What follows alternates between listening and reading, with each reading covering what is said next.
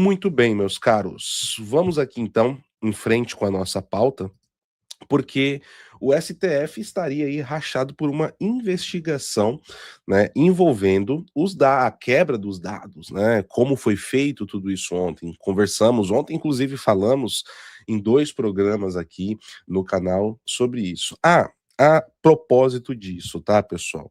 Eu meio que já tinha comentado isso na análise da semana, mas eu quero deixar aqui com vocês bem delimitada a questão. É óbvio que o PH Vox, ele é um canal voltado à geopolítica e a relações internacionais. Mas entendemos que esse ano também, de 2026, é um ano crucial para o destino do nosso país, tá?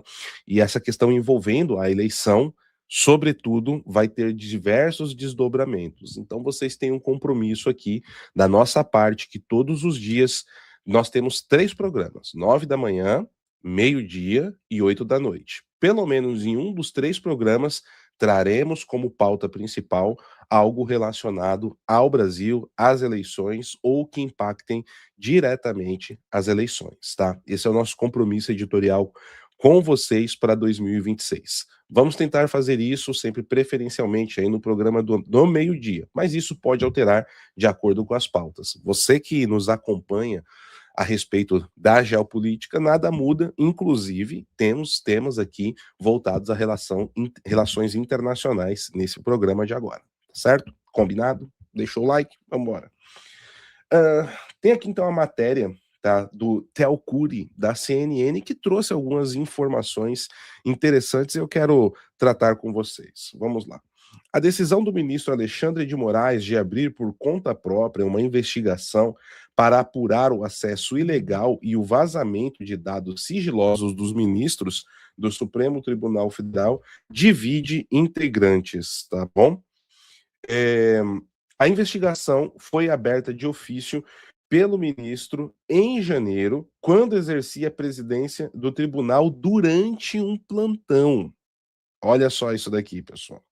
A partir do inquérito das fake news, que tramita há 7 anos sob a relatoria de Moraes, sem previsão de ser concluído. Ou seja, houve um plantão, o Alexandre de Moraes estava lá como substituto na presidência do STF, a coisa já estava pegando na questão do Banco Master, todas as denúncias ali feitas também pela Malu Gaspar em torno de contratos e tudo mais com o Banco Master, o Alexandre de Moraes, que já defendeu abertamente que o ativismo judicial é necessário para defender o país contra a tirania, né?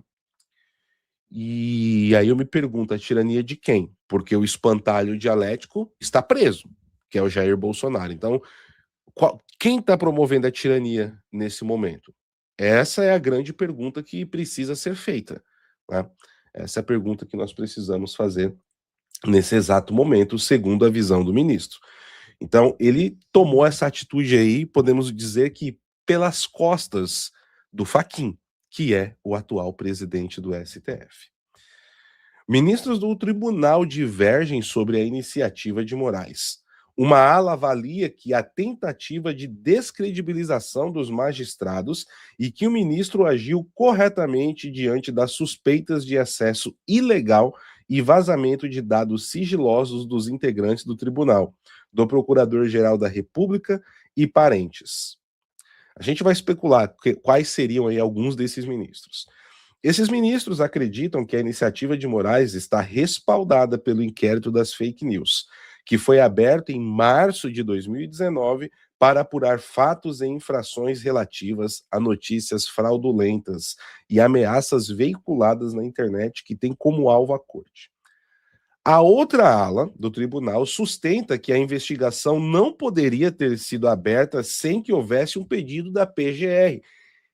Pessoal, isso daqui é o básico do devido processo legal no Brasil, que não existe mais. E é justamente por isso que diversos investidores, empresas e pessoas estão deixando o Brasil nesse momento. Porque você não tem segurança jurídica, você não tem o devido processo legal. E para quem viu o programa de ontem, sobre os nomes expostos, eu dei uma explicação até mais pedagógica e aprofundada do que significa isso, tá? Na prática, se você não viu, convida a ver o programa de ontem à noite, meus caros. Ou representação da Polícia Federal, né? Mas, segundo as más línguas dizem, talvez até a própria Polícia Federal seja vista como um dos inimigos do STF nesse momento, né? Hum. A avaliação desses ministros é de que a abertura do inquérito deveria ter sido proposta pelo Procurador-Geral da República, em pedido encaminhado a Edson Fachin, que é o presidente da corte, tá? O relatório enviado pela Receita Federal ao STF aponta a existência de, abre aspas, bloco de acessos cuja análise pelas áreas responsáveis não identificou justificativa funcional. Bom, vamos lá, pessoal. Antes de a gente falar quem poderia ser aqui essas pessoas, né, esses ministros, uma coisa é bem interessante nessa história toda. Teria sido acessado pelo menos 100 parentes, né, dos ministros. Os nomes teriam sido acessados pela Receita Federal. E ok, né? A gente pode justificar quebra do sigilo, tudo mais. Mas sabe o que eu acho engraçado? Que tem uma coisa que está acontecendo no Brasil. Eu falei isso aqui no Pega Vox faz mais ou menos uns 6 a 8 meses. Se você se lembra, digite aí, eu lembro no chat, que no Brasil o sigilo bancário ele foi extinto através de uma canetada do STF. Eles tomaram uma decisão para combater o crime que praticamente anulou. O sigilo bancário no Brasil só existe assim, de maneira folclórica. Na prática, qualquer pessoa tem o seu sigilo bancário quebrado. As operações financeiras dos brasileiros estão sendo monitoradas, tá? Em movimentação, né? De R$ 5.000, movimentação. O governo está indo para cima para dilacerar o bolso do brasileiro. O judiciário não precisa mais ter um processo correndo para quebrar o seu sigilo bancário. Eles quebram quando quiserem, na hora que quiserem, com a canetada simples. Essa é a regra. É mais ou menos como a questão do assassinato de bebês no ventre das mães. No Brasil é proibido, mas se você for lá no Pérola Byton e falar que, olha, eu fui violentada, ninguém vai te perguntar, não vai pedir uma comprovação, não vai pedir um exame, não vai pedir nada. Vai lá e vai assassinar o bebê no ventre da mãe, tá? Então, é muito curioso que para plebe, pro povinho, pra gentinha comum do dia a dia, não tem sigilo de nada. A Receita violenta os seus dados. O judiciário pode ter acesso às suas contas na hora que quiser, com uma canetadinha simples, né? Mas aí, quando um auditor da Receita vai lá e vai dar uma olhada nesses dados, aí isso gera comoção interna, gera busca e apreensão, tornozeleira eletrônica. Hipocrisia? Me digam aí o que vocês acham. Qual nome que a gente poderia dar a isso daqui? Não, PH, mas você está misturando as coisas, você tem que ver que dentro do devido processo legal, a prática, pessoal. A gente tem que olhar a prática. E a prática é justamente isso. Você, povinho sujo aí, né?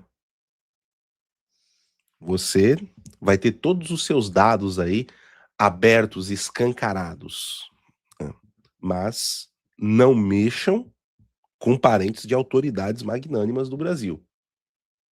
E não estou dizendo, nem defendendo que está correto se houve acesso ilegal. Não é isso. Mas eu só estou mostrando que aqui existe uma incoerência. Agora, indo à questão direta e objetiva, obviamente que não dá para saber todos os ministros que estariam em cada uma dessas alas, mas é possível especular. Eu especularia, nesse momento aqui, que na ala que defende, né, a ação do Alexandre de Moraes está o próprio ministro, Gilmar Mendes também é dos que devem estar ao lado dele. Eu desconfio que, olha, o Fux possa ser um desses que concorde com o Moraes, posso estar enganado, mas por algumas falas que vazaram lá do áudio da reunião de 3 horas, etc. Não sei, talvez o Fux possa ser um desses, a saber, mas isso aqui tá bem no campo da aposta, né? E a gente também, né, acredito que o Flávio Dino é outro que deve apoiar aí essa decisão do ministro Alexandre de Moraes. Por outro lado, tá? Eu acredito que o Zanin também apoia a decisão do Moraes, tá? Agora, é óbvio que isso aqui tudo é especulação, tá, pessoal? Você pode até fazer a sua lista aí, olha só.